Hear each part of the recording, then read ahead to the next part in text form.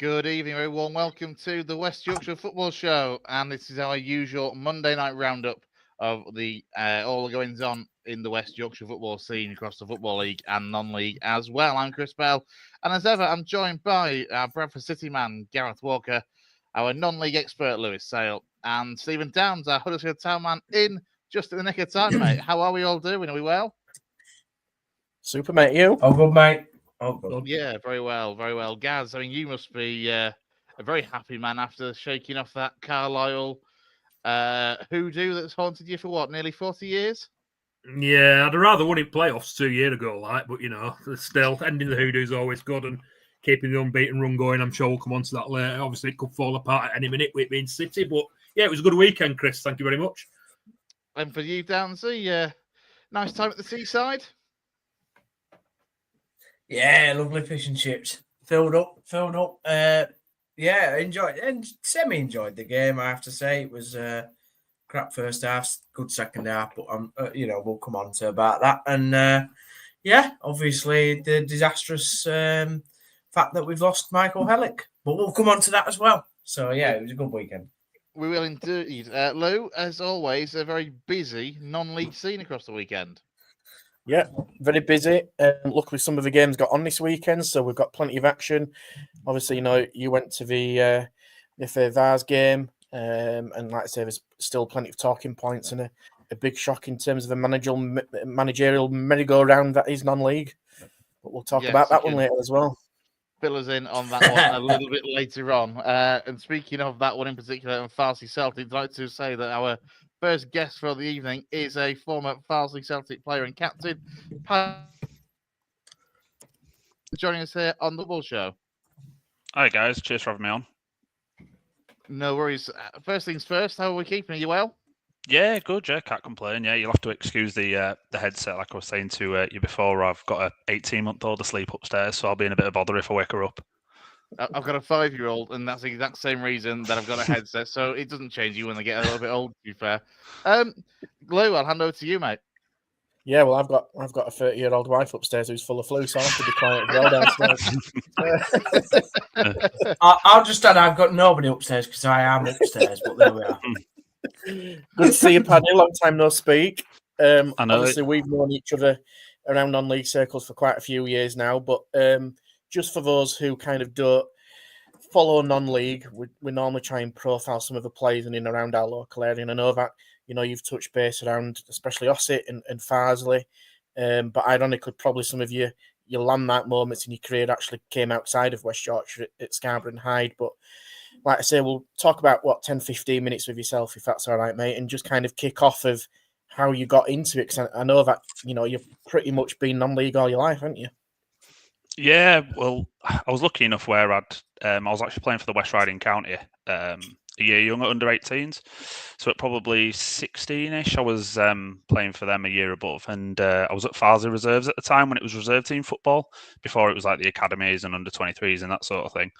And Graham Hodder, who was the actual manager of Yorkshire Amateurs at the time, they were in the North East Counties Division 1, pretty much struggling, to be fair. He just got in touch and just said, look, just come and play. I know you're being consistent. You're 16. You'll play central midfield. You'll play every week, regardless of how you do. Just come in and just give it a go. It'll be good for your development, playing against men on a regular basis. And to be honest with you, it was probably one of the best decisions I made. I know quite a few people. There were some really good players in the reserve team at Farsley, but sometimes if you do that a bit long, you're hitting then 20, 21, still playing reserve team football. It's hard to get an opportunity. I mean, obviously, you went on from Farsley Reserves and made your way into kind of that men's football at Yorkshire Amateurs, which is obviously quite a synonymous name. I know they're struggling at the moment, but for those in and around the local area and yourselves, that was almost like the beginning of quite a nostalgic era, wasn't it, in their club history? Yeah, definitely. And then looking at the league at the time, there were some big teams in there. So that's when Scarborough had reformed, so they were in there. And then that's kind of how I moved on to Scarborough. We played against them in the league, played against them in the cup. Scored a penalty in both games. We put them out of the cup, funnily enough, but then got beat in the league 7-1, I think it was. So it was a bit of a strange one that season. But that's where, obviously, I ended up at Scarborough from playing against them, and it just kind of opened a door, really. So go on then. Let's let's not sugarcoat it. You are a bit of a legend with the Sea Dogs, aren't you? I don't like saying that myself, but I do enjoy it. I loved it there. I was lucky enough to play for some Brian France originally, who trusted me and took me in there with his son Darren, who was the assistant. And then I actually left for a little bit of period because I wasn't playing regularly. Went back to amateurs under Paul Lyons. Again, started playing regularly there. We ended up just missing out on promotion. In Northern Counties won that year. I was probably 17, 18 at the time. And funnily enough, we had absolutely no budget. We all got paid with a bottle of Lucasade after the game. But it was just a group of lads who kind of all knew each other locally. We all kind of grew up together at a pretty young team. But we did quite well.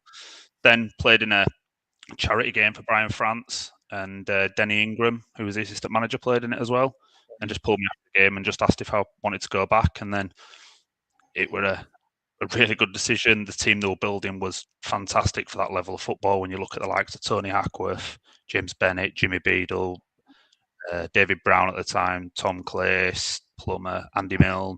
There were loads of big names in there, didn't he, as well? Like Beadle and Clay, some big names in there. Yeah, especially for the level of football we were at. And then obviously we did really well that year, got promoted, and it was just a really, really good dressing room. So, for those who are unfamiliar sometimes with non-league territory, and listen, Paddy, you've been there and done it and gone between different clubs nearly every year, haven't you? What's it? How does that work in terms of being that non-league player? It's almost quite normal at this level, but for those who don't kind of appreciate it, why does that happen? You think more often than not at this level of football? It could be a mixture of things. It's hard sometimes. There's times where like for Scarborough, for example, they were playing at Brid. So if you're looking at travel and home games, you've got to remember lads work full-time jobs. So I know a lot of lads you might see they've said, they want to leave because they want to be closer to home. There's a bit of a change in work, but probably 8 times out of 10, it's probably genuine reasons where somebody's had a child, someone's changed jobs, the shift pattern's changed, and it's just how it is. You tend to find that the same players go around with managers. So if a manager changes jobs, they kind of move on. I know obviously they have the 7-day rule in, so if a player's not under contract, the club can put a 7 days in on you. You have to wait 7 days or the club can waive it, and then you're free to talk or move. And there's contracts in non-league. I'm not sure how strictly they're governed or anything like that, but even players under contract, I think generally managers at this level kind of understand if somebody wants to leave, it's kind of it's one of them ones. Dan's, you got a point about Scarborough, haven't you, mate? Yeah. Just due to circumstances, with me going on holiday to Scarborough every year with family, we kind of got to know a lot of the club sort of moved when it moved to Brid. It was quite hard for a lot of the supporters that had gone to the old ground for so many years, and obviously now that the club's back there, it's got the new ground and it's doing really well at the moment. I mean, how hard was that to play? All right, people will go, well, Brid's not far from Scarborough, but it's still another town. You know what I mean? It's still got that disconnect from the club that you're actually playing for, and obviously Bridlington's got their own non-league scene. So how hard was that for you as players, getting used to that, and then sort of mixing with the supporters at the same time who have made that trip? I'll be honest with you, I think it was a positive, because the supporters who were going had genuine love for the football club because they had to make the effort to get there. There was a really good relationship with it. The supporters obviously had the fans forum, and obviously being the size of the club that they were previously, there were things like the kit launch where players would go to that, Q&As. But don't get me wrong, there was a lot of pressure, especially compared to a lot of other non-league clubs. If you weren't performing, they'd let you know. And I'm a big believer in that's what people pay the money for, rightly so. Everyone's entitled to an opinion. And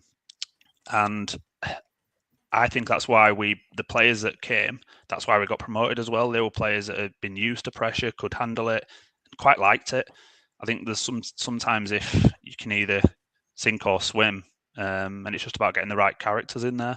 If anything, there's probably more pressure at the football club now because they're back home, there's more fans, expectations go up, that sort of thing. But I only saw it as a positive because every single supporter, there was buses coming from Scarborough to Brid that were travelling on the Yeah. supporters buses. So every game was like an away game for them. But they genuinely had a love for that football club and just wanted to see it progress.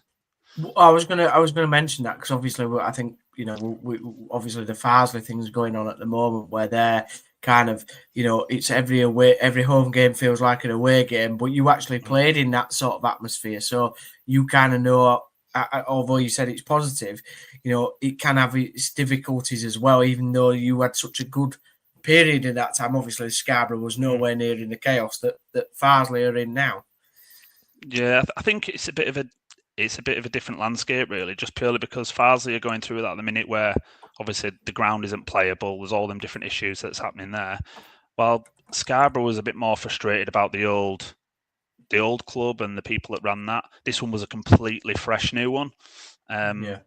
So I think it was just more of a positive outlook because the people who reformed that football club and made it fan-owned, which it still is today, and they've still got control of that, just believed in the project that were going on. So it's probably a little bit different. And being from Leeds, obviously I had to travel whether it was to Scarborough or Brid, because that's where I live. So from a travel perspective, it probably didn't make too much of a difference for me. Fish and chips didn't make a difference, Sam. Oh, the fish and chip in Wet Wang was unbelievable. Yeah, on the way up. I actually had it sometimes on the way to a game because I used to finish work at 11. I love that. Head straight across and have a fish butty on the way there with my dad. That's great. That's so non-league. It's absolutely fantastic. I bet Rudy Funk didn't know about that one, Paddy, at the time. Yeah. Do you know what? He didn't, but Denny did because there were some warm-ups where it hadn't settled well.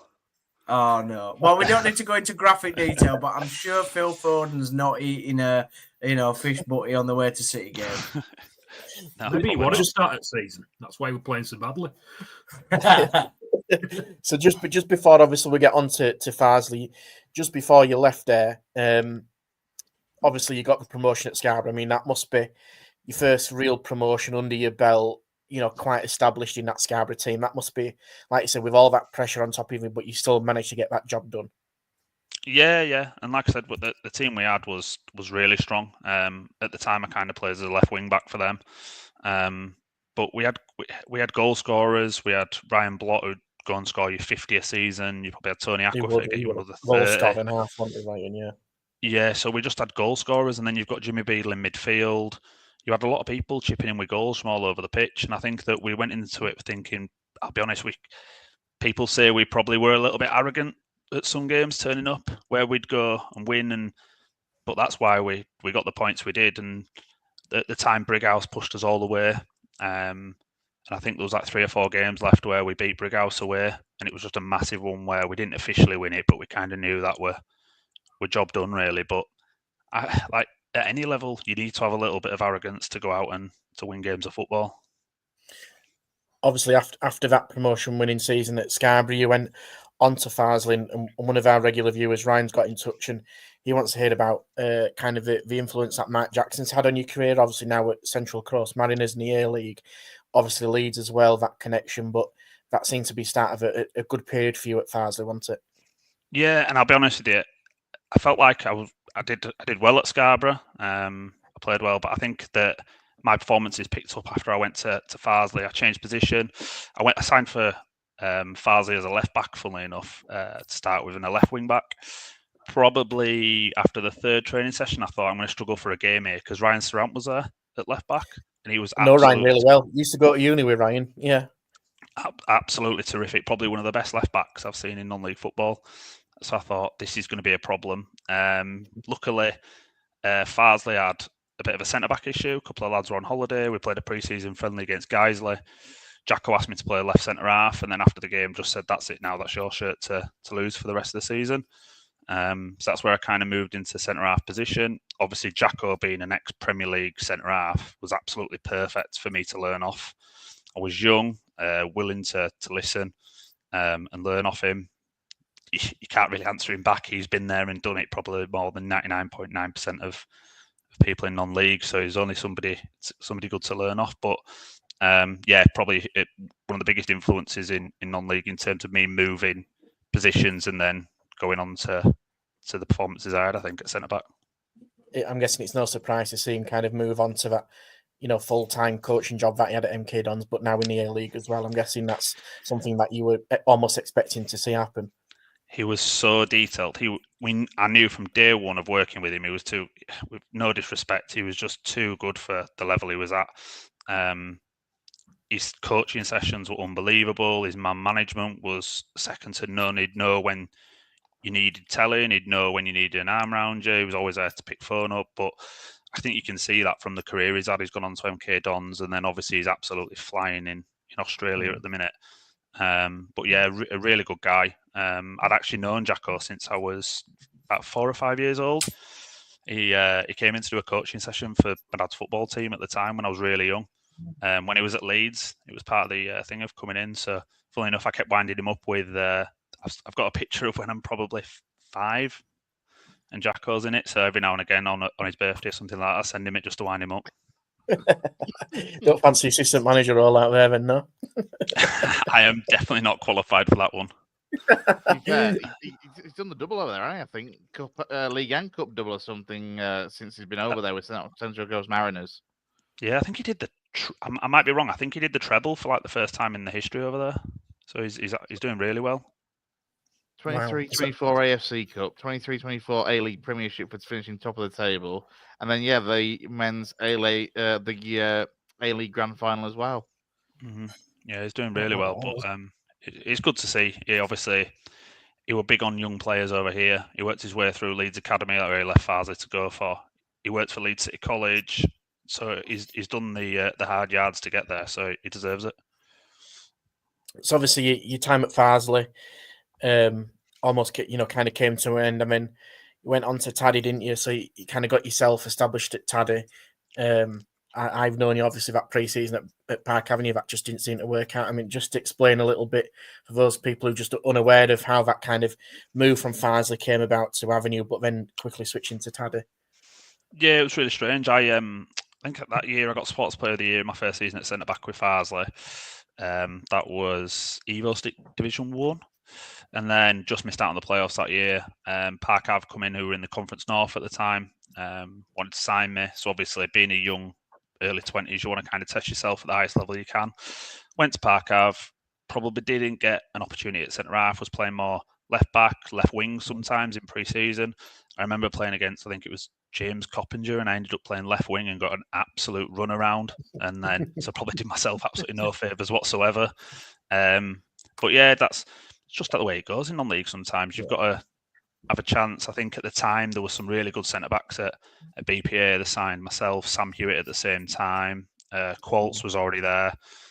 So there were some good players. So no regrets whatsoever. So it's a learn. It's something that I think everyone kind of says, do you regret leaving Farsley? And I've had that a few times. But at the time, no, it's probably a learning development. From there, I kind of learnt never to sign really for a club until I'd gone to a training session and seen what it's like and just got a bit of a vibe for it. So I'm a big believer in that. I think when I was the joint assistant at Ossett last year, we kind of said that to players. If you want to come down, see what it's like, you're more than welcome. I think it's big for players to do that because I've been in players' shoes where you turn up somewhere and you've already agreed and you think, this just isn't for me. But I'm a big believer everything happens for a reason. Obviously, then we're lucky enough to go sign for Taddy, and I've got no regrets about that. So if it hadn't worked out at BPA, I wouldn't have gone to Taddy, where I absolutely loved it for a few years. Like you say, kind of got a good grounding at Taddy, and then back to Farsley again as captain before moving on, obviously, to one of the highlights, ironically, with a team that's not even in our region at all at Hyde. So kind of this 2-3 year period, Paddy. I don't know. Tell me if I'm wrong, but it seems to be the one that kind of just seemed to be at the peak of your non-league career in terms of playing at Farsley, being captain, well established, playing at a really good level, moving on to Hyde, and then becoming captain pretty much straight away. And then, quite famously, you're in the FA Cup first round, you're doing a live on with BBC, doing a draw, and then in front of the TV cameras. It must be a bit of a whirlwind going from Taddy in 2014 to being in front of watching millions. Yeah, it was a really strange time. Obviously, I was captain at Farsley. Then kind of felt that my time was becoming less enjoyable there for various reasons. And then I just decided to I didn't actually play for probably 3 weeks, 4 weeks-ish, probably, properly. And then I was actually Scarborough came in for me again at the time under Steve Kitterick, so it looked like I was potentially going there. But obviously there was going to be a rival to Farsley at the time, so if it wasn't allowed. Again, totally understand it. If I were probably in Farsley's shoes, I wouldn't have allowed it either. Right. Both going for the playoffs. It kind of is what it is. Darren Kelly, who was the manager at Hyde, played with him at Scarborough, knew him personally, spoke quite often, so he kind of knew what were going on. At the time, I think Hyde had something like 3 back-to-back relegations, so Daz had gone in to kind of like stabilise it. They were probably 13th, 14th in the league, and I kind of went back on my never signed for a club before going training. I kind of took Daz's word for it, and then from the first game, I think I went in, we played Chester away, beat them on penalties, but the actual level and commitment of that football club, you'd go in and it was so professional, tracking vests, everything done. The supporters were there. The ground is probably a conference ground, if not slightly higher. And it just seemed to click. I was hitting 27, 28. I felt like I was physically fit, a lot of experience in the game. And at the time I had Darren Kelly, ex-professional centre-back, Dave McGurk, TY, ex-professional centre-back at York City, who's a bit of a club legend there. And I just were able to learn so much more off them as well, because we did a lot more classroom-based stuff. And this is probably the first time I've done that in that level of detail, where every week we'd do classroom, fitness were massive, training extremely strict on being there. But yeah, it was just really professional, and it just seemed to click. The group of lads that were there were a mix of the academy lads coming through, because they had a really good academy at the time, and some experience. So there were like some Matty Dempsey, Kyle Harrison. There were a couple of lads from Farsley travelling over, Lawrence Hunter, people like that over from the Yorkshire region. So we had a bit of a car school going over as well. So yeah, it just seemed to click, and like I said, managed to get promotion the year after. We had the FA Cup run where we got to the first round proper, that managed to be on the BBC Friday night game. We played on a really good quality 4G pitch. So we got beat by MK Dons on the night 4-0. But it was really enjoyable. And the pitch probably suited MK Dons. I think if we'd have had a normal grass pitch, we probably would have let the grass grow, gone a bit more Stoke. But yeah, it was a great night for the club and the supporters, and obviously all the players and the families and everything. And probably one of the highlights and best memories that I've got, even though we lost. No, nobody wants to go a bit more Stoke, mate. You play how you want to, but yeah, I'm just going to ask you. Say about the classroom stuff there.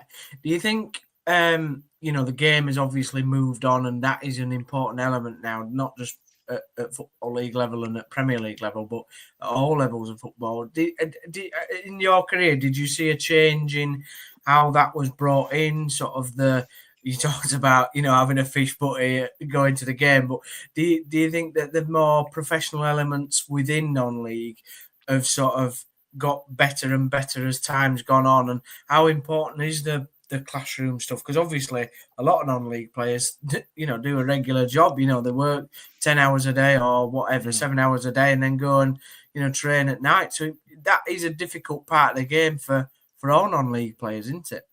Yeah, totally. And I'll be honest, from when I first started in non-league, it was probably a little bit different. People would have a pint after the game, have a burger, and probably have more than one pint.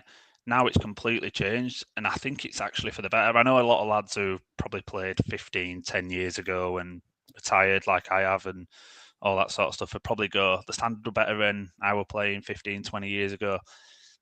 I played some games of football over the last 18 months, and I think lads are fitter, I think they're stronger, I think they're quicker, and that's because they look after themselves more. Players are more into your data stuff, so like the huddle technology where you can send individual clips of players and mark it up so they watch it and you can see them watching it. Last year at Ossett, we had young players. Keelan, who's at Belper, I believe he's at the minute, who was at Parkhaft for a little bit. Yeah, Keelan, yeah. On the Sunday after the game, he'd send me a message, is the video on, can I have clips? And I just think that's kind of the mentality of most young lads now. You don't really see players coming in having a pint after the game. They've probably got a protein shake and a pot of pasta. But I personally think non-league's getting better and better. I think probably the investment, the infrastructure.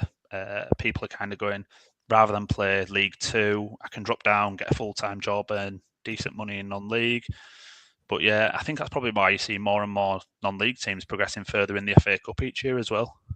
Yeah, well, my secondary question on the back of that was: does it annoy you slightly having played in non-league and being proud of that fact? We can tell that you're very proud that you've played in such a good level of non-league as well. But does it annoy you when you get to like Tamworth v Tottenham, or even when my team Huddersfield Town played Tamworth? We don't need to talk about the result, but in terms of the fixture, the commentators or the presenters just banged on about the fact that Tony Tonks, who can throw it the length of the pitch, was a dustbin man. Let's talk about the professionalism of some of these lads that are playing non-league, and like I said, the fact that the sport at that level is getting to a good standard, both on but also off the pitch for players as well. Yeah, I can see why some people might get a little bit offended or put back by it. Personally, if somebody wanted to say that about me on a FA Cup game, I do X for a job and this for a job, I'd probably go, yeah, I do, that is my job.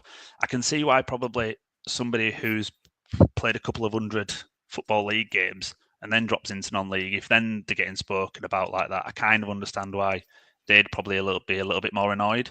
Myself, who's not been a professional footballer, go, well, yeah, it is my job. I do work 8, 9, 10 hours a day. It is what it is. But I can see a bit of a mix how some people would get annoyed and some people don't. I think when they do speak about facilities, I do find that a bit strange sometimes, where they're talking about the club like it's just a park and no one puts an effort in. Like Tamworth Ground's absolutely fine. I've played there, no problem with it.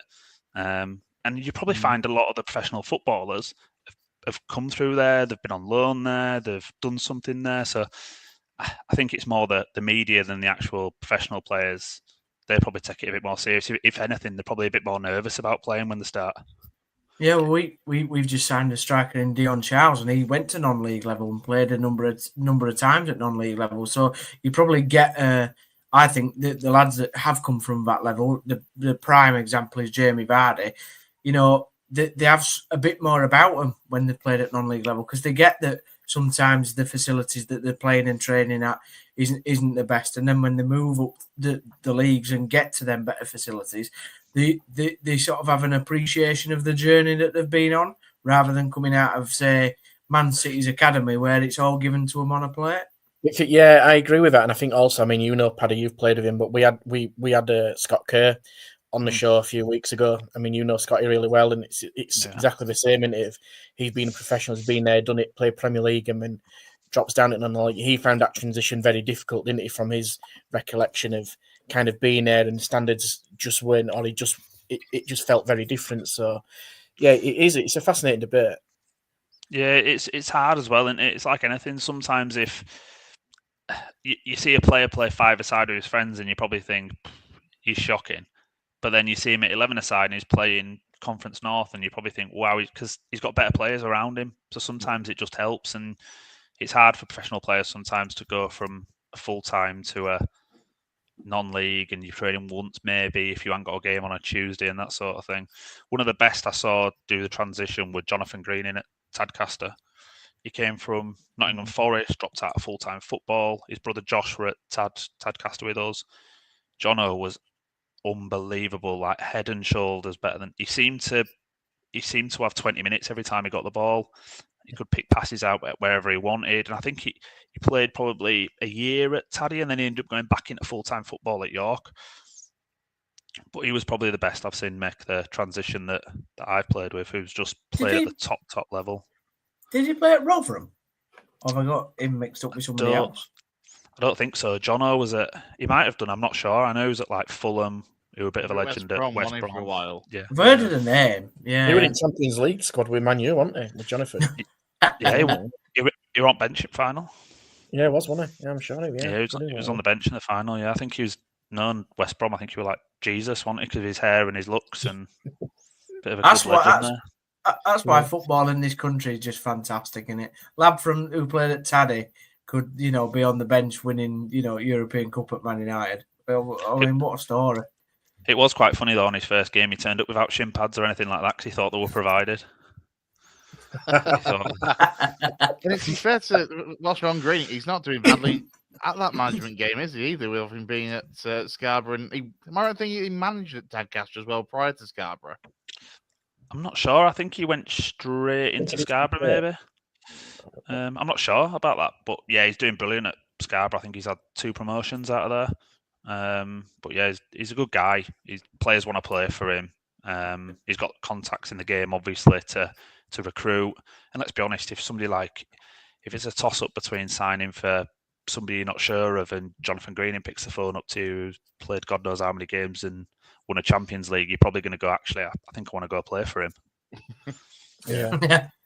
Before we get onto your managerial stint as well, so for those who haven't watched it, I do recommend it. You can go and watch it on YouTube. Paddy scores a last-minute header to send Hyde up, and there's just a bunch of Where's Wally's running after him. And Paddy, I didn't know you just couldn't move after that. I could tell you were just mentally exhausted, I think, from that. But obviously, like you say, you've gone from that elation of being at Hyde doing, some of the things that you can only dream of at this level of football to Taddy when you retired first of all at 29. What was you thinking behind that? Was that a deliberate thing, or was that just you felt that it was the right time to just stop the game before we'll get onto a little bit coming back? Yeah, I'll be honest. I would probably, after that at Hyde, I'd actually spoke to the car school lads. So I had Brownie, Crookie at Peterborough, goalkeeper, Luke Porritt, who's played for Ossett, and Harry Coates, who's obviously played for a lot of local sides, and BPA Lou, you'll know him from that time. Yeah, you've got a comment here. I don't know if you can see it. Paddy and Coates would have Ferdinand and Vidic and on leave. That's from Ryan. I don't know which way around that one is. Who's Vidic and who's Ferdinand? But I was going to ask you that. Well, after seeing some of your Barnets, Paddy, I don't think you can be Vidic, mate. Harry was better on the ball than me, so he might be the Rio. But yeah, I'd actually toyed with, because the travel at Hyde, I'll be honest, but mixing my work and stuff, it just took its toll down the M62. So I kind of toyed retiring at the end of that year. And then at 28-ish, and then I just kind of were just dipping out of, I think it was because we'd had such a high, I just kind of thought, I'm a bit realistic. Am I going to get that high again? I can't commit to another year at Hyde. I were friends with Mikey Morton and Si, who were the managers, joint managers at Tadcaster at the time. Signed there. Harry joined as well. And then probably a week after signing, Mikey left to get a job at Leeds. And then Si kind of did it on his own. And then through the season, I probably got to January, February time and just kind of told close family and mates, I was like, I think I'm pretty done now. I'm just one of them people where I think if you're not 100% in and the fire's starting to go out, then when people are paying to come watch you play football, you need to be fully committed to it. And if you can't fully commit, then I don't see how you can do it. I mean, true Arnie style, you come back, don't you? You come out of nowhere, put your boots back on, managerial stint at Ossett United after spending, a couple of weeks there early in your career. I mean, just how did that come about? Was that a surprise? Was that planned? I mean, obviously, you're really good mates with David Brown, but I don't think many people saw that happening, really. No, and I didn't, to be honest. Brownie was the assistant there at the time. I was doing marathon running, done a couple of marathons, and I think they'd had a couple of centre halves. I think one was injured, one was suspended, and it was literally just Brownie ringing me on a Wednesday saying, "Do you want to come training tonight and just help us out on Saturday?" And that was literally it. Went training, started on the Saturday, and then that's how it works. And then I was meant to do it in and out and mix it with work, and then you just kind of start feel like you're doing all right again, and you just get the bug back a little bit. Then how long was the gap? 4 years. Was the gap between you? So, I mean, how was it to kind of get the boots back on then and go back into that environment after kind of 4 years retired? It was tough. I'd never really been someone who picked up niggles and injuries, and I thought obviously I was doing marathons and stuff, so I was fit. And I found myself picking up little groin strains, hamstrings, calves, just because it's a completely different type of fitness with your running and movement and the speed and stuff. I've never been blessed with speed, so that wasn't too much of a concern. But yeah, and then obviously the second season, again, like I said, I was a bit realistic. I retired young, but I found myself, I keep joking around and saying my legs have gone. But I just felt like my attributes that I felt like I was good at, in being able to not being the tallest centre half at 5'10", 5'11", being able to kind of read the game and positional, I just couldn't make ground up as quick as what I used to. And obviously with lads being fitter and stronger, and I just kind of thought I'd rather bow out where people go, he was all right, than go, he should have gone a couple of years ago. And so that appreciation of being on the sidelines from the dugout, obviously, I guess you saw a completely different side to that side of football that you've not really experienced before, because you were kind of a leader on the pitch, but being a leader off a pitch is still very different. Totally, yeah. Management was never ever something I wanted to do. Obviously, at the time Grant left, I think we got beat by Sheffield, and then he told the lads who were leaving that night. Then I got a phone call Christmas Eve. My phone were blowing up from chairman at Ossett, Brownie. They're asking us to do it temporarily. Do you want to take over? And it was just a whirlwind couple of weeks, really. But probably a massive learning curve where obviously there were Brownie as manager, then there were me, Classy, and Pewee as all kind of joint assistants. And it was one of them, we didn't have time to train really with the backlog of fixtures, because at the time Ossett only trained once a week on a Wednesday. So if there was a Tuesday game, you couldn't train because they'd sign players based on that. But we just made it a priority just to keep the lads who were experienced, who we believe could get us out of it. I think we were second bottom when we took over. I think we were. The job was to keep the club in the division. So we just prioritised things like your set pieces, making us difficult to beat. We kept experience. So you're looking at the likes of Alex Peterson, Derry Robson, people that have been there at that level. Then we went and signed Adam Priestley, club legend, who'd scored goals at that level since he was 17. We went and brought him in. Classy then used his contacts at Sheffield United to go get us a keeper had been released, Callum Hiddleston, who's now at Hyde, and he's doing really well there. Really good young goalkeeper. Very good, yeah. I think he'll only work his way up. I think he's 21, 20. Yeah, I remember him having a loan spell at Guiseley probably 3-4 years or so ago. Yeah, he's got a massive future. And then we just looked to recruit. A couple we used contacts we had. We got a couple of loans off Farsley. João Silva, Lewis Turner, obviously were massive for us at the time. We got Chris Dawson, Cunny from Ashton did us a favour and loaned us Dawes, ex-Leeds United midfielder who... Player is Dawson. Yeah, at times it was just... We had Yanni Lipker, him and Yanni Lipker and Classy midfield, all three ball players. We were trying to trying to change the style a little bit, but it's hard when you're not training to get that fully across. So that's where we were at, and luckily we finished outside the relegation zone. We finished, I think we were 6th or 8th in the form table. Yeah. Last probably 14 days of the season, we beat Ferriby at home, Brid away, and then we went and beat Hebburn away, where 1-0. Who, if they'd have beat us that night, they'd been crowned league champions. So we stopped them being champions. Yeah. We stayed up. So honestly, the lads were absolutely brilliant for us that year. Ran through brick walls. The dressing room ended up managing itself. We just had a team. We just ended up getting a dressing room of leaders and lads who wanted to be there. And it was one of them, like we said, massive learning curve. Brownie, obviously, at the end of season, discussions had happened, what had happened the following season. Brownie were offered the job at the time, spoke to us a lot. I couldn't attend the meeting, but Pewee and Brownie, Classy did. And it was just one of them where we just kind of felt where we wanted to be in the club's aspirations didn't kind of mirror. Right.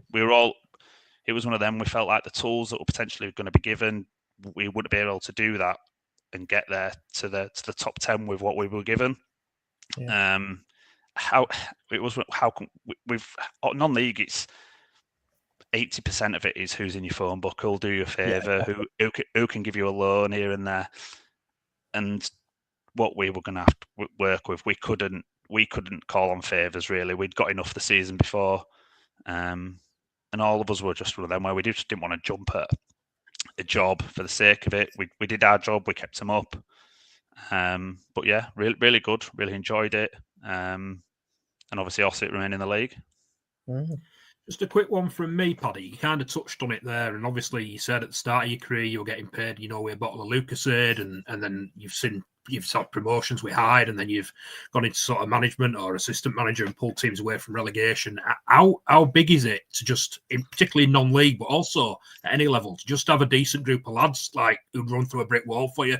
We ask that a lot of sort of lads that come on this show, like how important that is compared to sort of having all the resources you can have under the sun in non-league. Is that like sort of more important kind of thing? Yeah, it's huge. I've always said not a good dressing room gets you 10 points a season, and I think that's massive. And I know it sounds cliche, but I think to get people's buy-in in non-league, you just need to try and be as professional as you can. Even when there's restraints in place, there's nothing wrong with having specific match day kit, training kit. You can all do that. And it's just, it sounds crazy. I've been at clubs where the balls aren't pumped up at training, and it's hard to get players buy-in if you don't do the good stuff right. Having bottles of water, sweets, oranges, bananas, actually trying to make players feel as professional as possible goes a long way. Yeah. And that's kind of what we tried to do at Ossett, bring lads in who kind of knew each other, trusted each other, and we knew that we didn't have to manage that dressing room. At Ossett, there's a bit of a manager's office that's away from the players' dressing room. We'd go in, do our team talk, and that was it. We didn't need to be hanging about in there because we had Harry Coates, we had Adam Watson, we had Tom Clace, we had Alex Peterson, Derry Robson. We've had people that have been captains at every single football club they've been at, so they didn't need us in there. But you've got as a management, I think you've got to put trust on your players.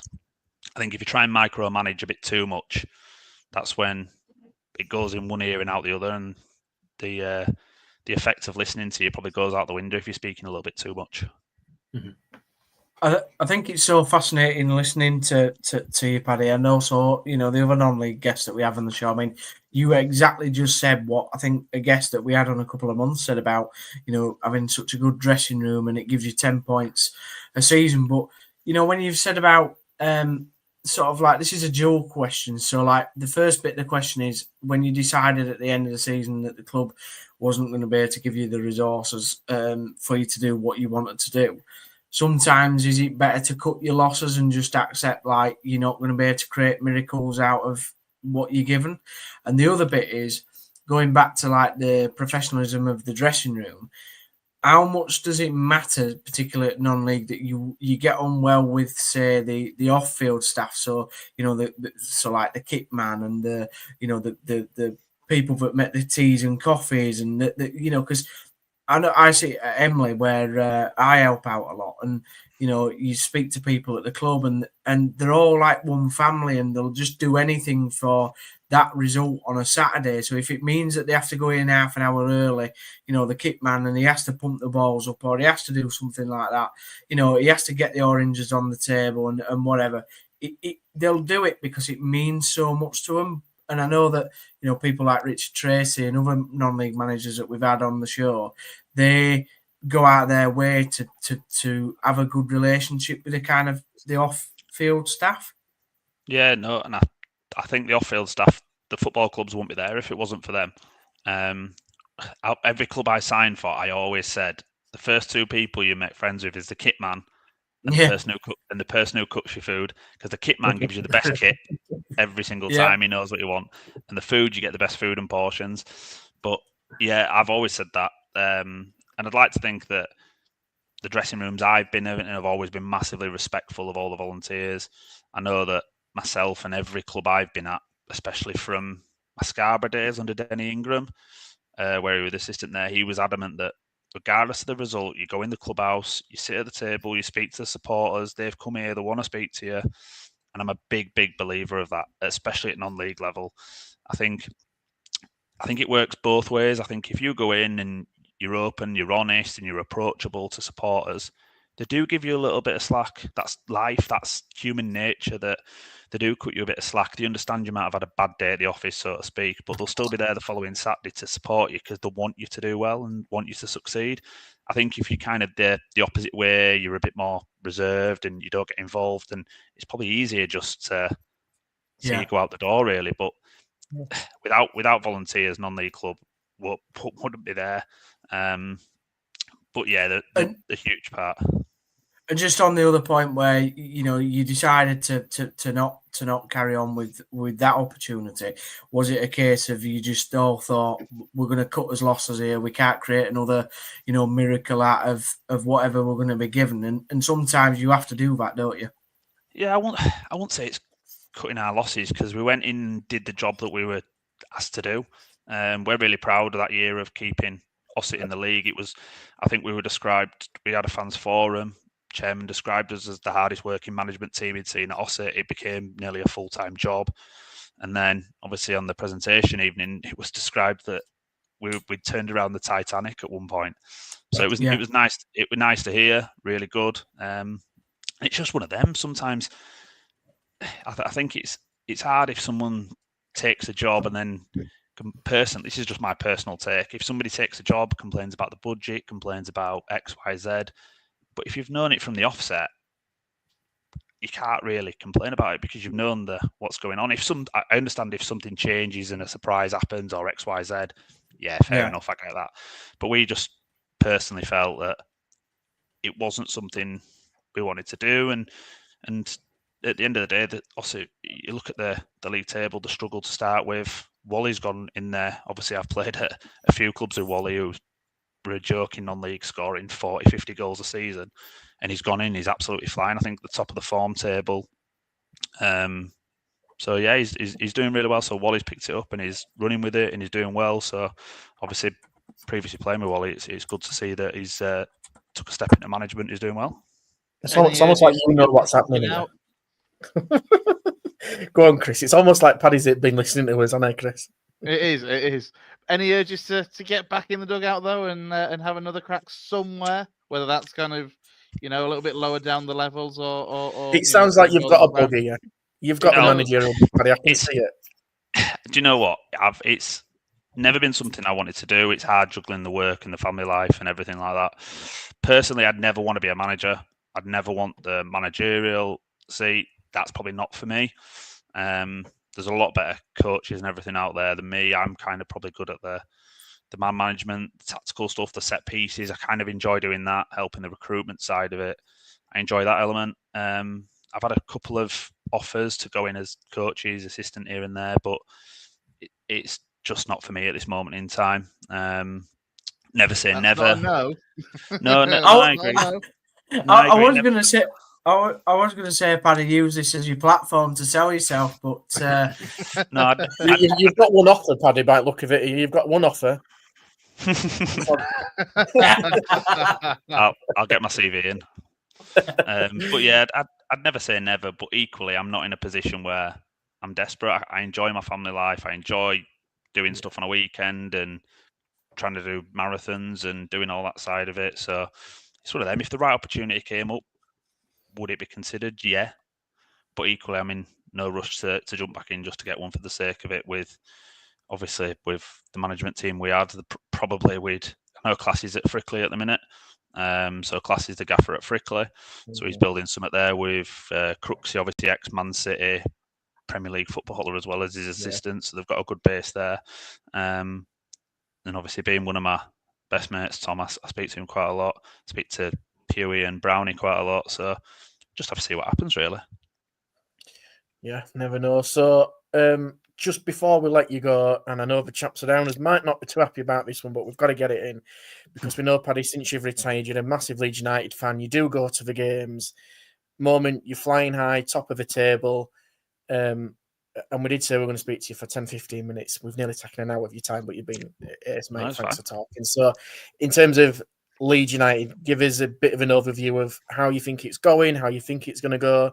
Farker in, Farker out. Will you survive in the Premier League? Are you going to win a Champions League in 5 years' time? All that kind of stuff. You've got 30 seconds, Paddy. That's all you've got on Leeds United. Do you know what? I'm a Leeds fan. I always think we're going to win the Champions League in 5 years' time. I think if we were playing Real Madrid tomorrow, I'd go, we can win this. I think that's just the natural. All right, cut him off now. Cut him off. But nah, you can't. For me, you can't be Farker out. He's top of the league. He's up, and I understand we were blessed with obviously the whole Bielsa style of football and that sort of thing. But like I've said to you guys when we were talking previously, I was listening to a podcast last week with Mick McCarthy on. He said he'd never been sacked for winning games of football. And I thought, he's absolutely bang on. We're top of the league. What have we got? 56 points from 27 games. We're top of the form table if you include the FA Cup. Got the best goal difference in the league. I think the squad we've got for that level of football is unbelievable. I think if we don't go up, that's a major, major concern with that squad we've got. You had to look at the substitutes we brought on the other day. Kind of changed the game. But saying that, I thought Sheffield Wednesday were very good as well. But I don't think you can be a farker out when we got to the playoff final last year. We're top of the league this year. Would we stay in the Premier League? It's like anything. I think the jump from the Championship to the Premier League is absolutely massive. I think it's just getting bigger and bigger and bigger every year. And I know it's difficult because sometimes you get a team that gets promoted, like Leeds did that time, finished 9th, was it, when you get a bit of momentum and you carry it on. But we still had to spend money. We went and signed like Rodrigo and people like that. So I think if you do get promoted, you're probably going to have to spend another 150 million to challenge to stay out that bottom three. But yeah, and then you've got PSR to contend with as well. Exactly, yeah. So it's just PSR is another thing for me. That's probably another hour-long conversation because I personally just feel like that just keeps the top teams at the top. I don't think it's a difficult one to manage. I kind of understand it from a sustainability perspective, but I'm sure there's better ways of doing it. If an owner takes over, they have to put money aside or something because at the minute it's effectively like 2 leagues within one. It's ironic, like you said about seeing something on social media. I saw some with the Mick McCarthy stuff. I saw something on social media talking about PSR saying it's ironic that it's titled as financial fair play when it might not really be fair because of that reason. So just how it's worded, isn't it? But no, Paddy, just want to say thank you. I mean, you keep on enjoying your marathons because I don't know who enjoys doing marathons. So amazing. And when you talked about Wally, see, you've set the bar because we do have Wally on next week. So you've set that bar high for Wally. Hopefully, he just don't come on and slag me off and say players aren't fit enough and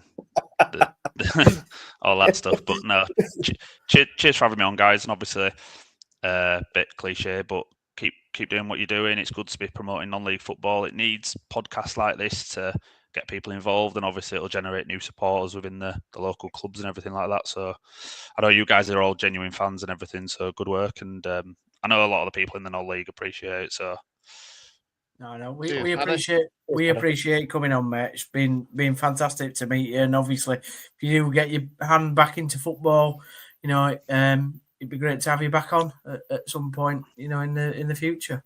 He'll be back before the end of the season. Yeah. hopefully when Leeds lose the playoff final, that'll be great. So I think connection's with Paddy now, yeah. Yeah, no. Cheers for having me on, guys. Cheers, Paddy. Cheers, Paddy. Thanks a lot, mate. Thank you. Bye. There we go. That's Paddy Miller. I mean, great to be fair to be able to take up nearly an hour of his Monday evening as well, and a really good insight, Lou. Yeah, he's one of the real, again, cliche or not, but he's one of the good guys in non-league. Known Paddy I've probably known Paddy for about 10 years or so now. He's, like I say, probably clocked up as many miles as what he would do trying to run a marathon. But yeah, he's been there, done it. He's enlisted as a non-league kind of, let's call it veteran, let's be honest, because he hasn't played at a professional level. He didn't start an academy in the pro leagues. He's achieved what a lot of non-league players would love to do, is to reach a first round, be on TV, get a couple of promotions and score the winning goal that gets you promotion at the end of the day. So it is a player who's got a job outside him and wants to play football as his hobby. You can't grumble at that, can you? No, not at all. Let's stick then with the non-league scene from our region before we move on to the EFL clubs. And we mentioned it earlier, the managerial merry-go-round that is a bit of a miracle sometimes at non-league level as it is across the Football League. And Farsley Celtic is the starting point for this one because, of course, I think this time last week, we were saying that about how Pav Singh had stepped away from the club. He was going to stay on as an ambassador, but he was, in terms of management, that was it. He was walking away from it. A week's a long time in football, especially, Lou, in the non-league game. He's back in the dugout, but as number 2 now. And especially at Farsley Celtic. I mean, who would have thought that one Pav Singh would be back in the dugout alongside Neil Redfern? Neil Redfern is now the manager of Farsley Celtic. The guy needs little introduction. He is, been around West Yorkshire and the football scene for basically our lifetimes. Barnsley, Avenue, Leeds, Rotherham. I think Newcastle, Wimborough, Doncaster. The list goes on and on. He was How it's caretaker happened, I have Leeds no 3 times. idea. Yeah. I have no idea where it's come from. I heard a rumor on the morning that he got announced. That was the case. And listen, let's be honest, we've put the call out for Farsley to talk. Wouldn't it be great to have Neil Redfern on the show and talk about his career and his aspirations of being Farsley Celtic manager? So open invite there for Neil Redfern to get in touch and we can get him on the show. It's from his PR statement perspective, phenomenal to get somebody like that of his pedigree in. The question is what does this look like now for Farsley? Is this kind of, of a hit rock bottom in terms of this is where the base is, they can only go up?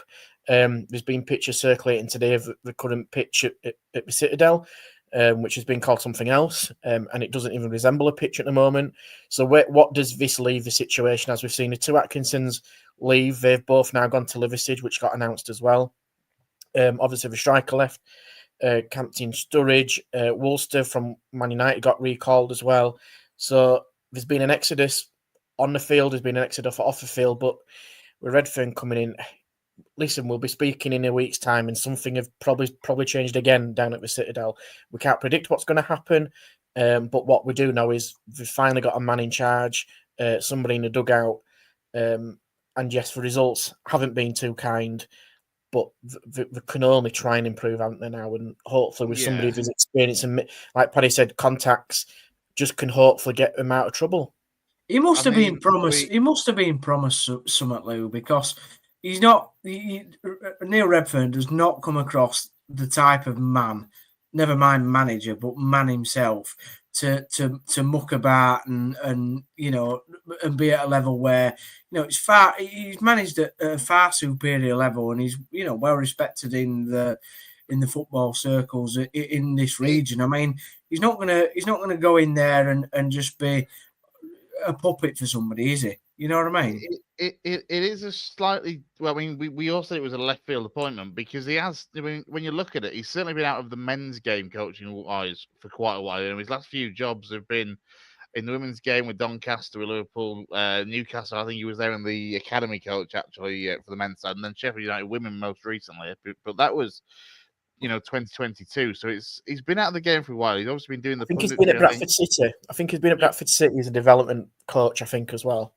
I was just waiting to come in on that, Lou. He's been involved at City. He was also at Oldham for a bit as well, with Steve Thompson, because he was actually linked with coming back to City at one point, and then he did, like you say, develop some kind of development role he had at City. He was doing commentary on City games on Radio Leeds at one point, so he's been in and around the men's game for a while, but he's obviously gone back. Used to be a guest for Leeds United games as well, guys. Yeah, well, as Ryan's just saying, I remember him doing a lot of punchy stuff, especially back on the Radio Yorkshire days as well. When I worked there, good 8-9 years or so ago, he was doing that, and obviously he's done a lot of BBC Radio Leeds stuff since. But it's, I mean, let's be honest. So he was announced on Friday. They had their first game on Friday. I don't think he was in the dugout for that one, or not. Don't believe officially. So. Don't believe not so. in an official capacity anyway. He'll have been there though. It was a 5-0 defeat for them at Buxton against Scarborough Athletic, who, of course, we mentioned earlier, Jonathan Greening's side and going well. It will have been a sobering first game for him to witness, though, as the incoming Farsley Celtic manager. There's nothing like a bit of realism, is there, into what you're going to walk into, and that is the situation at the moment they're walking into. Form-wise, I think they've won in the last 5. And big defeats against Radcliffe, Rush Olympic, bottom of the league, which is obviously we've seen recently on the YouTube with a video that's gone around, and obviously Scarborough 5-0. They've got Warrington Town, who are one place above them at the weekend. It's huge. Oriel 6-pointer, and that's obviously going to be at Buxton. So listen, there's so many jigsaw pieces happening that we don't know what's going to happen at Farsley from one day to the next, and we're expecting from the announcement of Neil Redfern, we're apparently expecting a statement this week on positive news about the pitch. who knows what's going to happen. So Saturday feels like it's a long time away for Farsley Celtic fans. Yeah, I mean, there was also as well. I'm just thinking back to the statement put out about Pav Singh's departure. It also stated that there would be player incomings as well in due course. So we are awaiting them, but it certainly seems they could do with some additions to this squad that Neil Redfern has inherited. I say Warrington next up for them at the weekend. Moving Upper League, FC Halifax Town, Lou. Yeah, so we've seen today's news, haven't we? Which I know our friend Mr. Dave Foy has been very happy about, hasn't he, about Scott Hayes renews his loan. I mean, obviously, you know as well, Downsy from Huddersfield extended his deal until the end of the season. There's a lot of positivity on social media from the fans. You know, and I know James, who's a regular viewer and contributor, he's commented as well and saying it's really good news. Is that from a Halifax perspective? And I think, you know, it's that sometimes you just need them little boosts in January just to get you through some difficult periods. And yes, they slipped away a little bit in the league. Obviously, postponement of the weekend didn't help, being the only postponement in the league, but still got a game in hand, 2 points away from the playoffs. I mean, Downsy, do you want to touch on Scott Hayes? I'm guessing you've heard a little bit about the spell there. Yeah, well, obviously he's come back. He came back with a bit of an injury, and obviously has been recovering at Canal Side. But you know, it seemed like it was a successful spell. I know when I've chatted to Dave on it, and Dave's been on here, he's been sort of impressed with him, and obviously the reaction today shows that Halifax fans are really happy that he's gone back. I don't get it from a Town point of view. I'll be honest, like, I don't understand why we've not just called up his contract and let him go there on a free. He's never going to play in the Town shirt again. So I think it's kind of the inevitable is just we're keeping him on for what reason. If it were me, I'd have just said, look, Scotty, you know, your time's here done. Go and enjoy your football at that level. You've been all right there. You've done well. But you're not going to come back into the Huddersfield Town fold now. So I can't remember when his contract's actually up. It might be up in the summer, from my knowledge. It wouldn't surprise me, Downsy, though, if it was down to the financial aspects. For example, if Huddersfield are paying the vast majority of his current wage whilst he's out on loan, if Halifax couldn't afford to offer him a wage that he deems acceptable to be able to go back there on a free transfer. He's not going to be on a lot, though, Chris. He definitely is not going to be on a lot. What's not a lot at Huddersfield could be quite a lot for Halifax. Yeah, I get what you're saying. I just think he'll be released at the end of the season. But for Halifax, it's great. I mean, listen, I don't wish the lad any ill will. I know Town fans, the majority of them, don't rate him at Football League level, and that's fine. But at non-league level, I can see him being a very good player and being a good signing for Halifax. So, yeah, I hope that he goes there and scores so many goals and contributes them to getting into the playoffs, because I'd love it if Halifax got in the playoffs. We'd all love it for Dave's sake if Halifax got into the playoffs. And just the fact that he's going to get us a box at Wembley for the final, we'd all love that. He's promised us that. He has promised us promise. It's going to be an interesting one, though, at the weekend for them, isn't it, Lou? Because it's Solihull Moors that they're up against. Yeah. A side that are also gunning for a playoff place. However, a side that today have lost their manager with Andy Wing and his assistant going from Solihull Moors to Barrow, which for me, by the way, that looks like a really sound appointment for Barrow. But as you say, for Halifax, going to manage Solihull at the weekend. Yeah, I must admit I saw that earlier today as well. I think it's quite a shrewd move from Barrow. It's similar. Yeah, fair how they recruited Pete Wild from Halifax. And I think, listen, it seemed to be a natural progression for Andy Wing. And obviously they got to the final, but just didn't quite get that, over the final hurdle there at Wembley. And that seems to be the next step up into League Two. It's a club that, has probably struggled a little bit this season, mid-table. They're probably not likely to go down. It's not a free hit for him, but it's a probably good opportunity to kind of, assess the situation at Barrow. Then he can almost look at in the summer to kind of rebuild. I think in the meantime. You're right. It gives him that 6 months, doesn't it, between now and the end of the season to kind of get his feet under the table, to kind of adjust to managing at EFL League Two level.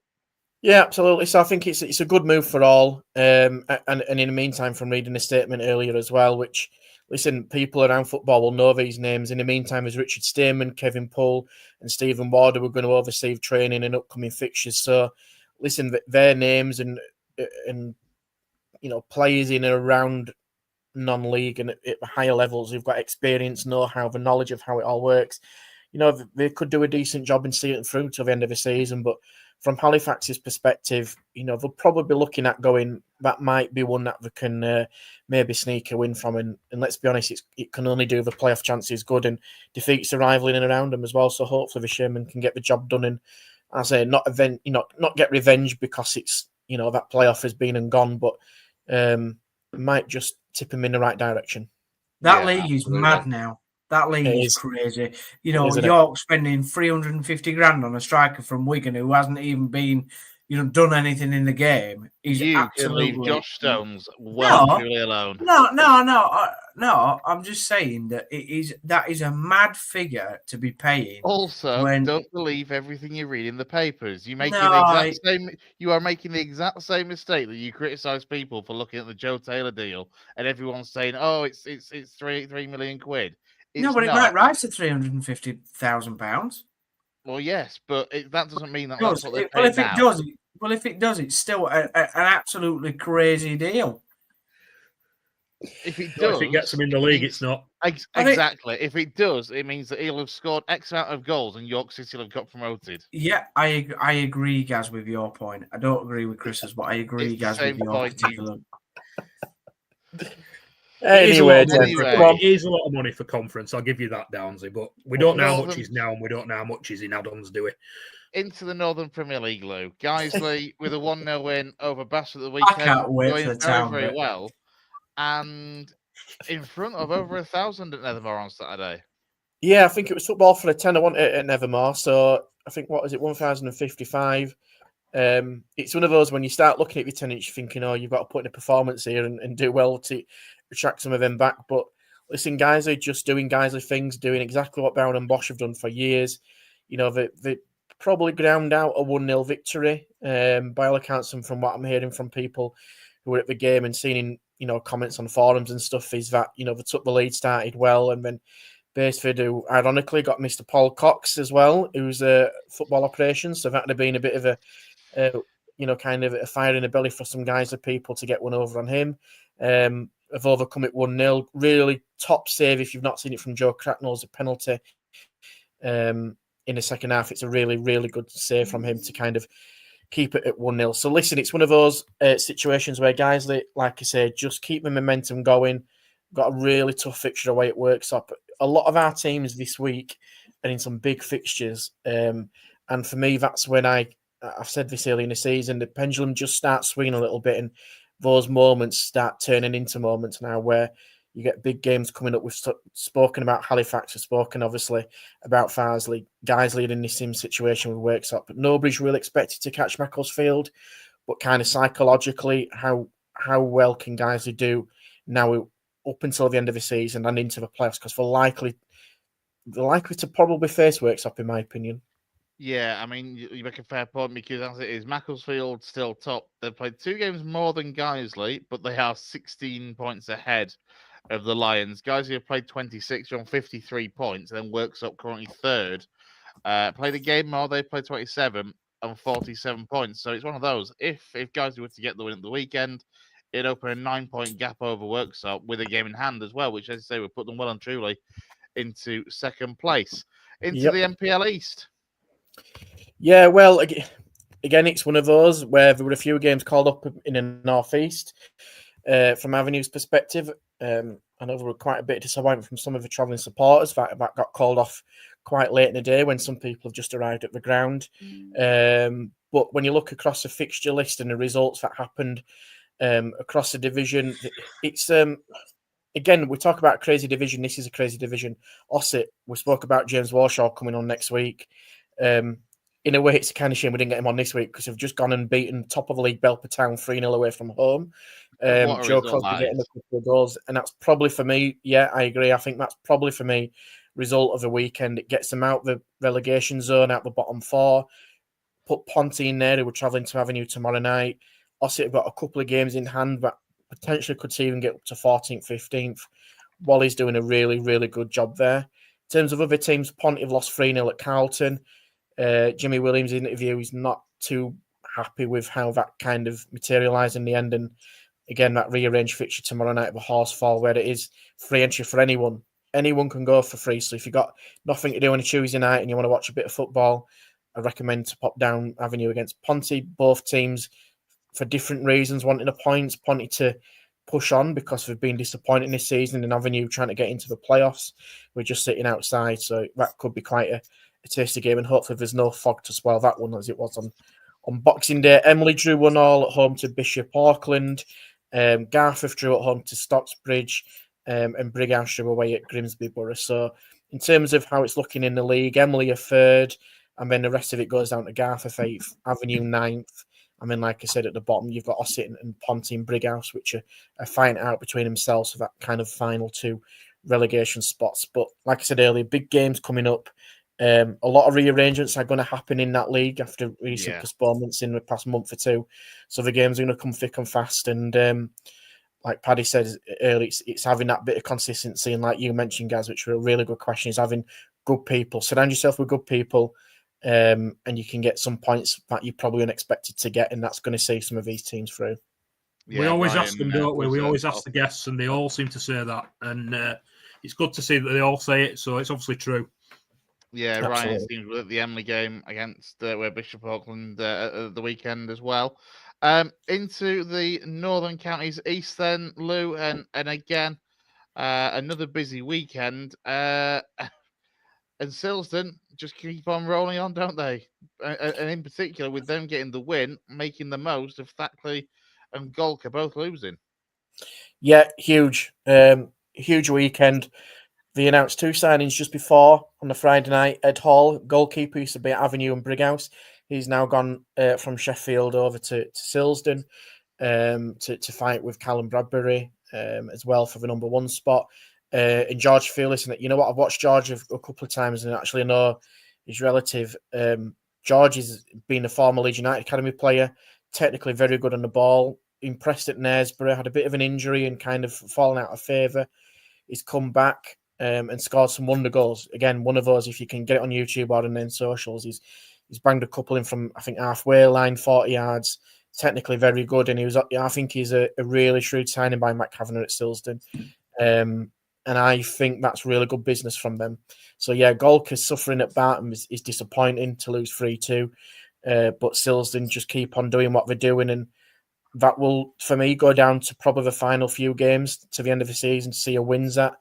But, yeah, encouraging from Silsden's perspective. And it just open a little bit of ground, not too much, but 6 points at this stage of the season is quite big.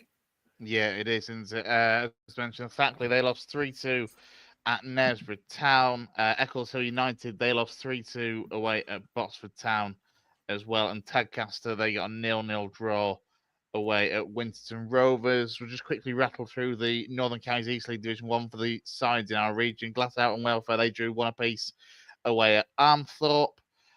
Yorkshire Amateur, they lost narrowly 2-1 away at Clubthorne Colliery. Horbury got a good win, 4-1 over Worsford Bridge Athletic. Ilkley, they got a 1-1 draw at home to Woonwell Town. And Shelley, they lost 3-2 away at Selby Town. But to end on, and I feel like I'm doing this every week, Lou, whenever we're on and we're talking about the NCL Division 1, Wakefield win, and Wakefield just keep scoring goals. 5 of them, 5-0 win for them on the road at Louth Town. They just, I mean, if there is a side where you want goals, Wakefield for the last few weeks have been the place to go. Absolutely. It's ironic because I caught this earlier as well, just trying to look back at kind of how long they've been unbeaten in the league. We're talking October. I'm going to say it's October. 15, 16 games in it. Yeah, so the last, I've just got it on here now. So the last loss in the league was away at South Leeds on the 5th of October. We're now on the 20th of January. So yes, they've lost in the FA Vars in the cup competitions, but that is how well they're doing. Change of management, a few extra players coming in. Chris Salt going in there, making a difference. Bradley McGowan going in there. And like I say, they keep on winning. Massive victory against Horbury in that local derby. Curtis Morrison, people might be familiar with him from Gainsborough and Guiseley and other teams like that. So listen, one to watch. We said it when he had a bit of a dip. You can't count them out. They've got Maltby Main, who were 8th. So again, it's a tricky opposition against them. But there's nothing to say that Wakefield can't just keep on doing what they're doing with the facilities and the resources and the players and the management team they've got.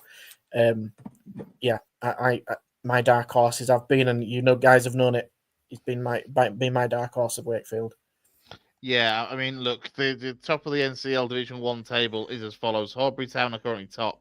They've played 28 games. They are on 65 points. They are 14 points clear of second place Brig Town, who are on 51 points. They've got 2 games in hand on Horbury. Wakefield have played 24. They have 2 games in hand on Brig and 4 games in hand on Horbury and are on 50 points. So, look, I'm just saying, hypothetically, if Wakefield were to win all those games in hand, they would be within 3 points of Horbury at the top of the table. We could have a cracking Wakefield region title race on for the NCL Division 1 as well. And like James has said there, place the size of Wakefield is to come soon shortly, and you feel that's going to be the case. 2 teams in good form. Yeah, absolutely. The Northwest Counties side of the pyramid, Barnoldswick Town, they were playing Bury. Again, I was out on Saturday, Lou, and Bury getting a 4-1 win at Barlick. Yeah, I think, you were there obviously as well to probably give a better account, but we know what Bury can do. Got some quality players. They do keep changing the squad. There's no doubt about it. They've brought 2 strikers in, one from Lewis Byrne, Chadderton, who scored goals for fun. And I think Lewis Byrne, scored as well, didn't he? Ruben Jerome got on the score sheet. So it's Bury, they're blessed with a lot of decent players at this level. So they'll keep on pushing. And then Route 1 Rovers lost 4-0 at Darwin. And then there was Steeton as well, wasn't there? Did Steeton play? They didn't play, so they've got a bit of a lull in the fixtures. They were supposed to have a friendly against Campion, but that was postponed. Yeah, that was postponed at the last minute because there was no referee available for that game.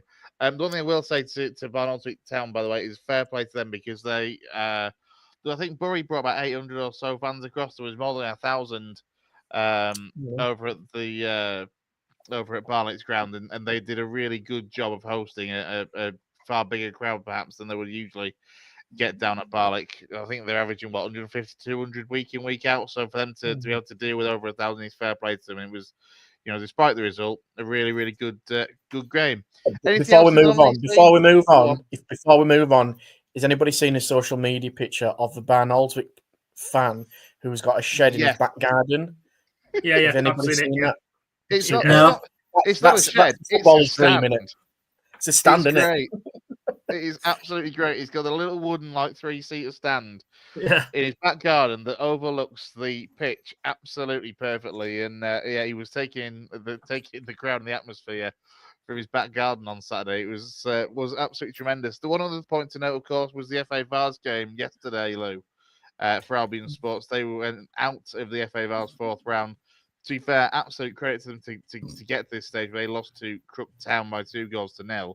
And I'll be honest, I feel like they were a little bit unfortunate, actually, because for me, they more than matched a very strong Crook Town side. We know how strong the Northern League sides are in particular, but I thought Albion more than held their own and were unfortunate to bow out yesterday.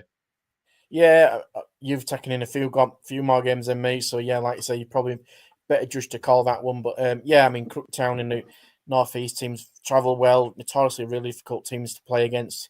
And it's a shame because Albion are getting so close to just getting over the line, whether it was in the playoff final or, I know this isn't a final, but getting to the next stage of FA Vars. And unfortunately, we don't have any representatives from our region at FA Vars. But listen, good run. It won't do them any harm at all. And it's a good lesson. Sometimes it's hard to say in this moment, but if you endure a little bit of pain, it's the good times are so much sweeter, aren't they? Yeah, absolutely. And to be fair for Albion as well, they are they're not doing too badly in the league. Actually, they are 7th in the NCL Premier Division, and because of the runs that they've had in cup competitions this season, they've only played 19 league games, whereas, as we mentioned before, the sides that have played 24, 26, 27 games. So you never know how the season could quite pan out for Albion Sports with those games in hand. Let's turn our attention then up the leagues to Bradford City. Gaz, you've waited a long time to talk about your beloved Bantams, but it's worth it because of the 1-0 win away at Carlisle at the weekend. I don't think I'd have been still on if we'd lost today, Chris. I'd have given up the ghost 10, 15 minutes ago. But yeah, I'm here to talk about a win for City at Carlisle, which hasn't happened for 40 years. So yeah, I've got to stick around. And, so I know Graham Alexander said that they don't like talking about the weight of history and stuff, but obviously with what happened 2 years ago in the playoffs and everything that's gone on between City and Carlisle fans since, and the rivalry that seems to be being bigged up from their end, there was like an undercurrent to the game. And it was nice to win there for the first time in goodness, like I say, in 40 years. But the main takeaway from the game was obviously that we keep the unbeaten run going. I think I said in my post-match, which unfortunately I didn't do till yesterday. 5 wins in 7, I think we are, or 7 wins in 9 now, something like that. So we just need to keep the run going for as long as we can. Form's always been streaky under Graham Alexander. Go through a phase of not losing for ages, then not winning for ages. So we've just got to make sure that doesn't happen and we keep this run going now. And I think we're well in touching distance to the playoffs and even the autos at this current time. We've just got to, like I said, keep it going. Yeah, I mean, you are absolutely spot on, aren't you? Because if 3 points would leapfrog you above the playoffs, potentially with goal difference and all that technicalities, but it is still so tight at the top of Sky Bet League 2. Yeah, there are a few clubs that are starting to drift away a little bit. I think that it was like literally down to like 14th, 15th at one point. Now you're probably looking at a gap after about 9th or 10th. There's a bit of a gap, I think, having looked at the table earlier. We've got Walsall at home on Saturday, who were obviously runaway leaders. They've won 9 in a row, which I believe is a club record.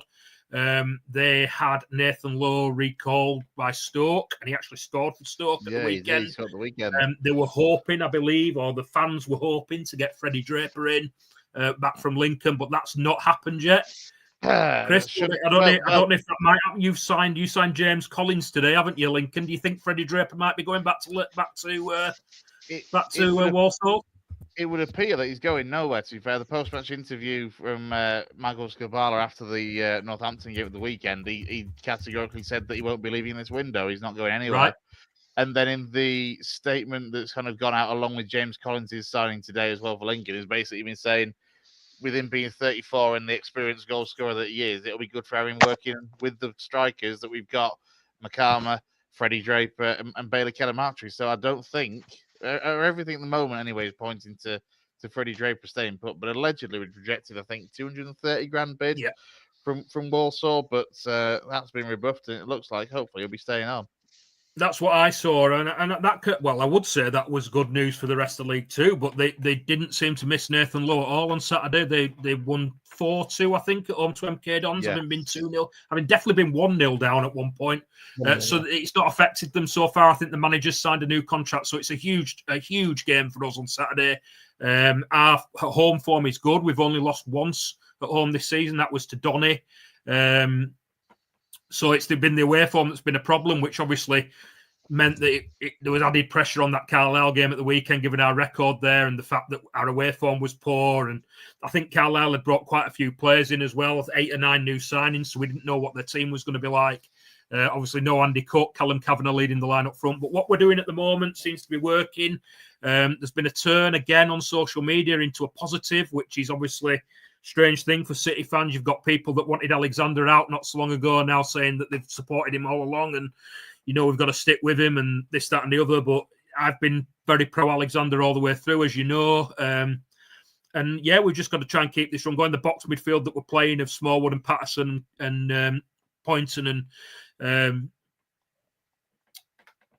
Anton Sarcevic is working really, really well. We've got a settled back 3 at the moment with Jack Shepherd in the middle and Kelly on the left and Baldwin on the right. Callum Johnson's back to full fitness. He's played in the Bristol Street Motors Trophy away at Aston Villa and actually scored. The only injury I think we've got is Paul Huntington and Andy Cook, who obviously Andy Cook's going to be out for a long time, but Paul Huntington could be back soon. It'd be interesting to see if we do anything else in the window. Graham Alexander played that down a little bit. I would imagine that we're at the stage of needing outs before ins. The rumours of Jamie Walker leaving are a constant. He's not gone yet. We did let Tyler Smith go. He's gone out on loan to Barrow. But whether we bring in another striker might depend on what happens with Verdane Oliver, I would imagine, because at the moment we are only playing one up front, and that's Callum Kavanagh, and then obviously we've got Michael Mellon and Verdane Oliver supporting him. The rumours are, like I say, about central defence and striker. Whether that'll happen might need outs before ins. I would like another goalkeeper to come in. I've said that before. I think Sam Walker needs some competition there. I think we need better competition than Colin Doyle. But yeah, things looking good at the moment, Chris. And like I said, the big test is Saturday at home to Walsall. But if we can win that, and then we go we're at home to Morecambe on the Tuesday. Straight after that, another game against a team down at the bottom. I think 4 of our next 5 are at home, including those 2. And with our home record, like I said, if we can avoid defeat to Walsall, things continue to look up. We do have a game in hand on some. That's Accrington Stanley, which is a fortnight tomorrow, I think. So after that, we'll be played the same games as pretty much everybody else. But just long may it continue. I just don't want to jinx it at the moment. Like I said, the big test is Saturday against Walsall. Yeah, that's a massive game, isn't it, at the weekend in particular. Away from matters on the pitch, the other thing that's going to come out today, semi-away from football, is this kind of BBC programme, Gaz, the Bantam of the Opera. And look, Chris Kamara is obviously involved in it. Apparently Andrew Lloyd Webber and Leslie Garrett. So some great names from the world of opera and theatrical music, it has to be said. But it seems to be Chris Kamara going back to his old stomping grounds and looking to put a choir of Bradford City fans together. Yeah, apparently so. I saw the little news clip this morning, and obviously Downsy put it in the group chat. I think I was still having breakfast when Downsy put it in the group chat. But it's nice to see Cammy back at City, getting involved. He's a bit of a legend at City. Took us up in 1996. Obviously had his health problems. Gone on to be famous around the country for his work on Sky. It's only a positive thing. I believe it's come from the City of Culture that we've got going on this year in Bradford. So any positive publicity that we can get is obviously a good thing. Cammy liked by a lot of football fans. I think Radio Leeds are heavily involved with that. Like I say, I've not had a chance to read up on it properly yet, but like I say, only Gaz, bit of Ness and Dormer. Do you want to break out some now for us, Gaz? You've not heard me sing, have you, Brownie? Not yet. One day. No, drunk on karaoke is one thing, but operatics not for me, I don't think. Next time we have a meet up, we're going to do one of them secret cameras and just film Gaz singing. We'll give him 12 pints of Guinness instead of me. Yeah. Yeah, Brownie, you did sing after 12 pints of Guinness. We never want to see that again. Thankfully, I can't remember. They are looking for Bradford City fans, though, to take part in that. They can apply online as well if you do want to be a part of that. Even if I reckon can we just sign Gaz up without telling him first? Please don't. 100%. I'm going to say that on Jason McEwen. Surprise, Jason. It's a bit far for me to travel. Here we go. Let's see how things get on then at the weekend on the pitch for the Bantams. And let's turn our attention then to another side that did get a win at the weekend, and that's Leeds United. And an easy win in the end, on the scoreline at least, Brownie. A 3-0 win over Sheffield Wednesday on Sunday. Yeah, yeah, absolutely. Yeah, myself and Jason, we did a review yesterday of that. So if people want a full breakdown of it, get on there and check that out on the channel. But yeah, solid win. Brownie, give us the full breakdown now. Take your time. All right, yeah, we can run till midnight, can't we? It's fine. We started off really quickly. Got the early goal because you were wondering if it was going to be another team that would kind of shut up shop. But to be honest, Sheffield Wednesday don't really play like that under roll. Got the early lead, and you're thinking, this might be an easy day's work. But it transpired not to be. It was a pretty close first half, to be honest. Sheffield Wednesday were pretty decent. And then, second half, I felt we were comfortable, though. Eventually got the second goal and got the third, and it's a good result. It's his first league win of 2025. I don't know where Chris has disappeared. He's just completely gone. Our private chat, by the way, is all kicking off whilst I'm trying to, maintain this professional edge to it. But anyways, but yeah, no, a good win. You were Yorkshire doing derby. that when I were on Brownie as well. Like, Yeah. it's so distracting, isn't it? When you're talking and you can see you arguing in group chat. I know it spilled over, hasn't it? Nobody's arguing here. Just, we need to start with the winning teams in West Yorkshire and then go on to the lesser ones later. Yeah, I can't disagree with that. Good interview earlier as well. With Paddy, I especially like the bit where he said Leeds United Champions League winners within 5 years. That was great to hear. Very optimistic, but I'll go with it. But yeah, no, a cracking win. Gets us back on track after a couple of draws at the start of 2025. A lot of anxiety about transfers at the minute, but when you looked at that bench at the weekend, ridiculous quality, really. Okay, it might not be depth in every position, but the squad is still very, very strong. And I think that result probably just settled a few kind of creeping fears or nerves about things. Because, Sheffield United, and Jason made this point of the weekend, they're playing catch up with their squad as a whole.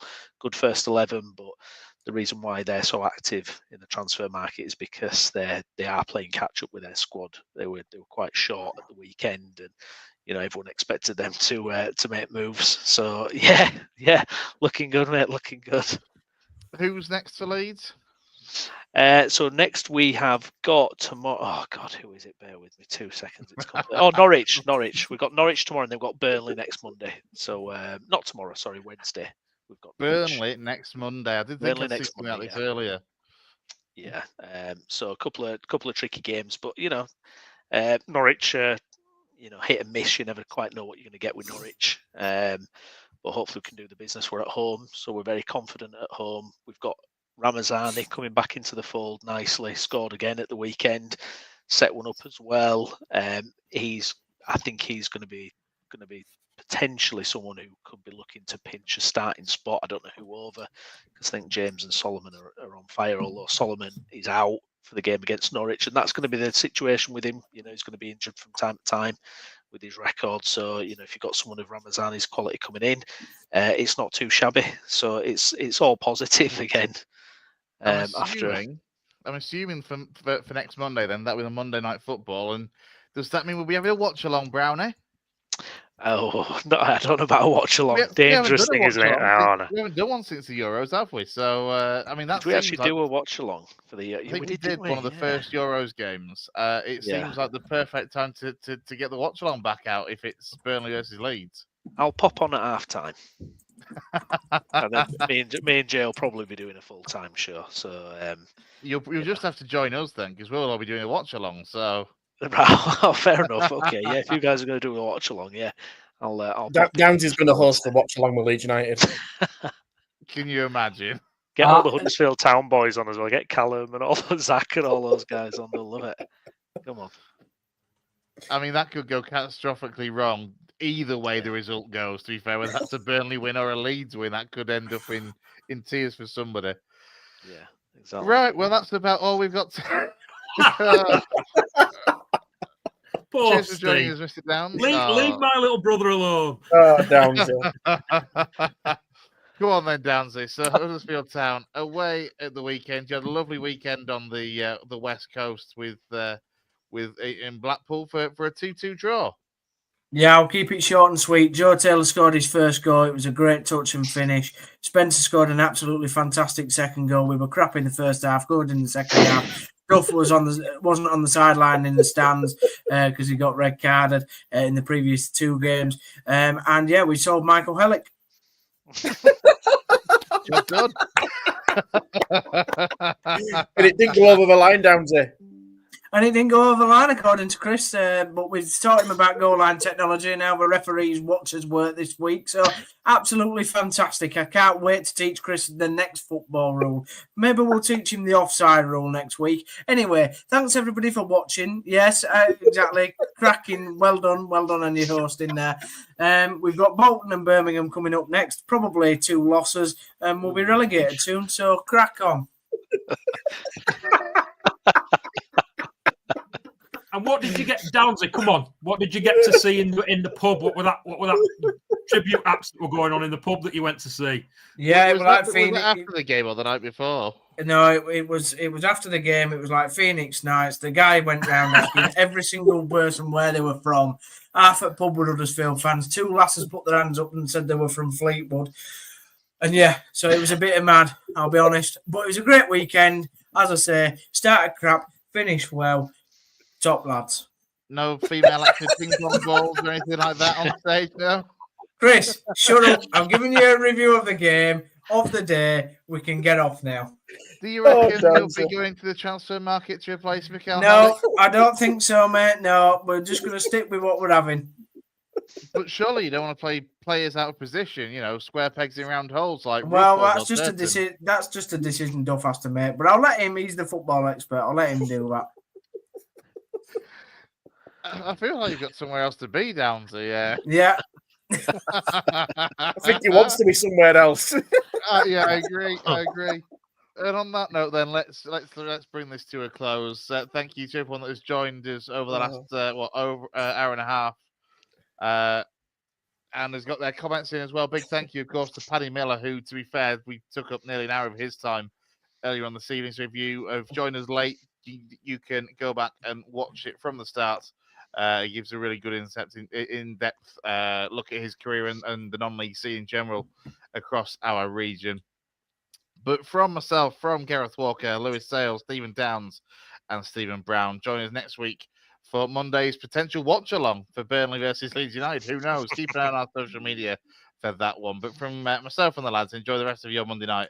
And we're back next week here on the West Yorkshire Football Show. Up the claret.